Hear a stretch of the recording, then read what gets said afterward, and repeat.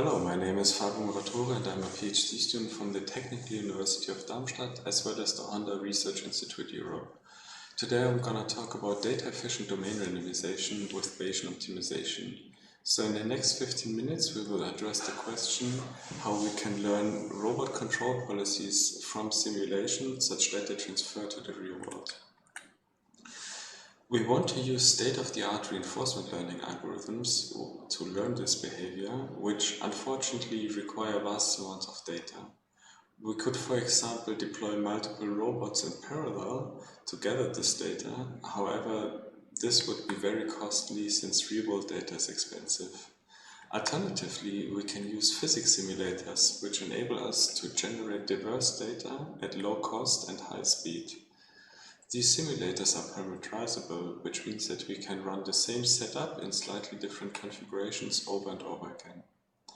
Moreover, exploration in simulation is safe, since we cannot break the robot. Unfortunately, the data that we gather in simulation does not match the data that we could have generated on the real robot. This is also known under the term reality gap. So how are we gonna tackle the problem of crossing this reality gap? We propose Bayesian Domain Randomization, which is an approach that aims at learning control policies in simulation such that they transfer.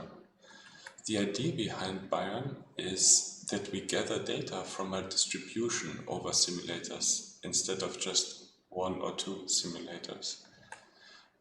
Moreover, we're going to model the connection between the return, so our performance, and the domain parameter distribution, so the way we shape the distribution of our simulators, using a Gaussian process.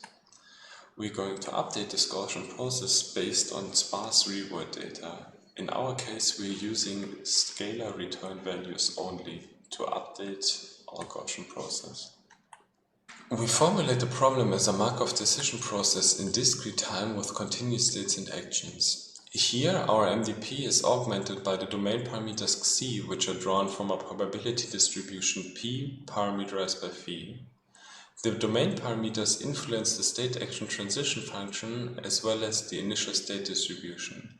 However, they do not influence the policy p. Typically, we want to maximize the expected discounted return of a policy. However, in this case, we want to maximize the expectation over all domain parameters of the former named objective. Thus, the policy is robust to the shift in the domain parameter distribution, which means that it should work well for a variety of domain instances. Bayesian domain randomization, short BayRn, can be viewed as a bi-level optimization problem, where the upper level is concerned with finding the optimal domain parameter distribution, theta star, such that when we use this for training and simulation, we yield a policy theta star, which maximizes the real-world return. So think of the lower level as the RL algorithm which trains in simulation. And when it converged, we execute this policy on the real robot and collect the data JReal together with the distribution that we trained in. And iterating this with Bayesian optimization, we get better and better distributions to train over, which closer match the reality. So at this point, you might be asking yourself if this is all worth the hassle. Let me show you one example. So, in the top row, you see two policies which trained in simulation and both solve the robotic ball in a cup task. On the left, we see a policy that was trained with the same architecture and the same random initial seed as the right one. However, the left one found a very interesting solution. It basically exploited the physics simulation. When we play this policy back on the real robot, we can see that it's not transferring at all. However, the right policy, learned with BayRn, is more conservative and found a different solution which better transfers to the real world. We also evaluated BayRn on the Furuta pendulum, which is an underactuated swing-up and balance task. And as you can see here, the policy that we found is pretty robust and manages to stabilize the pendulum even with severe perturbations. We additionally compare our method against up to 3 baselines on the ball in a cup and swing up and balance task.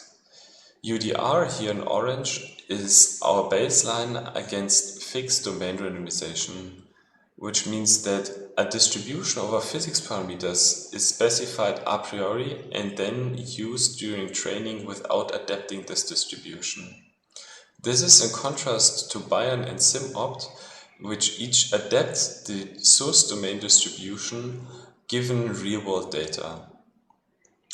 Power and PPO are baselines which only train from one nominal simulation and thus do not randomize the distributions at all.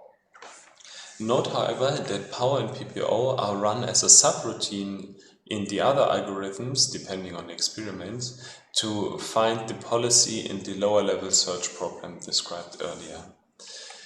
In the figure you can see 20 different policies, each evaluated 5 times on the real world to collect the distribution over return or success probability.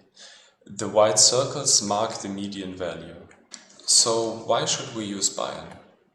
An advantage is that it yields a probabilistic model of the uncertainty over domain parameters, which is captured by the Gaussian process that we use to map our domain distribution parameters, so the distribution over simulators that we train from, to the target domain return, so the performance of our policy.